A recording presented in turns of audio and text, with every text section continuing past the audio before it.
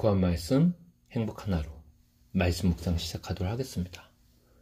오늘 우리가 함께 묵상할 말씀은 구약성경 예레미야 30장 1절에서 11절 말씀입니다.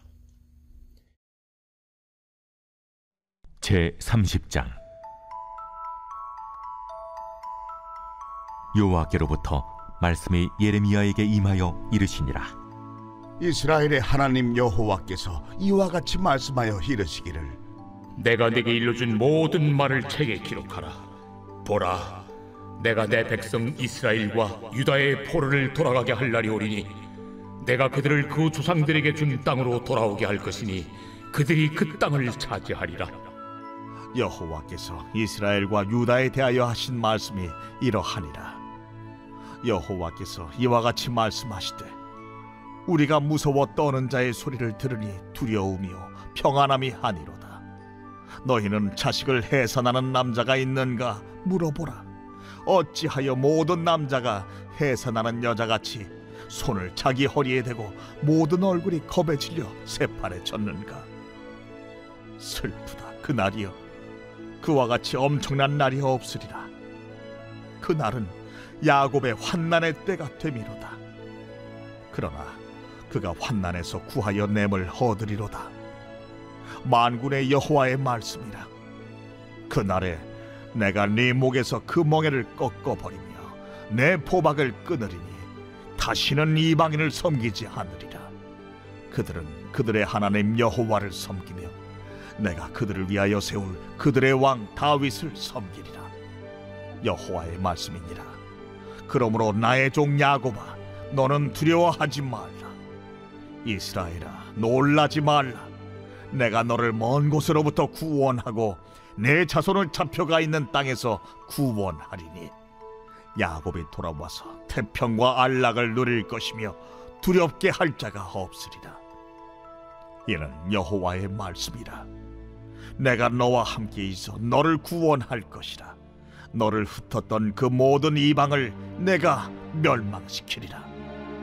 그럴지라도 너만은 멸망시키지 아니하리라.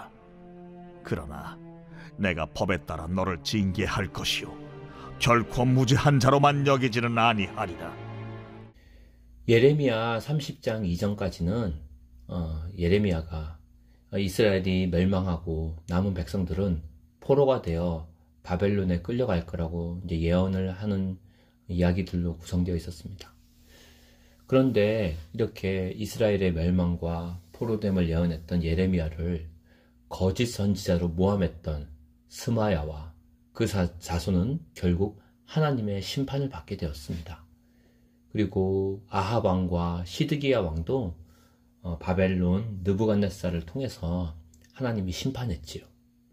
그리고 이제 오늘 본 예레미야 30장 이후부터는 하나님이 예레미야를 통해서 하나님이 어떻게 이스라엘을 구원할 건가 또 회복할지를 말씀하고 있습니다. 오늘 말씀 30장 1절에서 2절 말씀 보면 하나님은 때가 되면 나의 백성을 데려오겠다 라고 말씀하시면서 그 말을 책에 기록하라고 예레미야에게 말씀하십니다. 근데 하나님이 예레미야에게 하나님이 하신 말씀을 책에 기록하라고 하신 이유는 반드시 그 일을 이루시겠다는 보증이죠. 그리고 하나님께서는 이렇게 책에 기록할 만큼 반드시 이루겠다는 하나님의 약속을 통해 당신의 백성을 위로하신다는 겁니다. 비록 이스라엘과 유다의 죄악 때문에 그들이 약속의 땅에서 쫓겨났지만 때가 되면 다시 돌아와 살게 하시겠다고 약속하시는 거죠. 즉 환난을 예고하시면서 동시에 구원도 약속하시는 겁니다. 하지만 그 전에 아무리 강건한 남자라도 해산한 여인처럼 고통을 겪는 슬프고 무서운 환난의 때가 올 거라는 거죠. 모진 겨울, 그런 환난의 때를 견딘 후에야 비로소 구원의 봄을 맞을 수 있다는 겁니다. 그러니까 하나님은 죄인을 구원하시되 그 죄를 그냥 묵인하지 않고 반드시 어떻게 하신다? 징계하신다는 거죠. 혹시 우리가 과거에 구원받았으니까 내가 어떻게 행동해도 괜찮다고 생각하진 않습니까? 하지만 하나님의 구원은 단지 죄의 대가를 면하게 하는 것이 아니라 사람을 온전케 하여 다시는 죄를 짓지 않도록 또 하나님의 사람으로 온전하게 하시는데 그 구원의 목적이 있는 거예요. 하나님은 나를 구원하시기 위해 징계하시는 신실하신 하나님입니다. 내가 자녀이기 때문에, 사랑하기 때문에 오히려 매질도 마다하지 않으시는 거죠.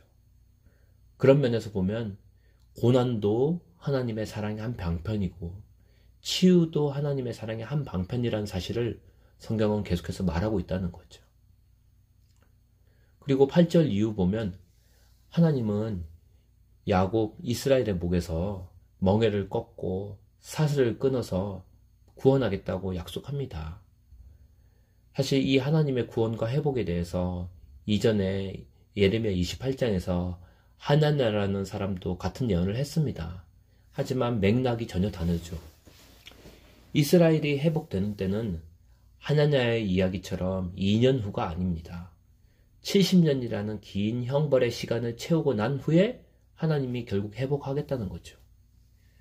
유다의 백성들이 지금은 하나님의 말씀에 따라 벌을 받겠지만 결국 70년을 다 채우고 그 날이 오면 우상이 아닌 주님을 섬기고 이방의 왕이 아닌 다윗의 자손을 정말로 우리 메시아 되신 예수 그리스도 그분을 말하는 거죠. 그 왕이신 예수님을 왕으로 섬기며 평안하고 안전하게 살 거라는 소망의 약속을 주심으로 오늘 말씀이 끝납니다.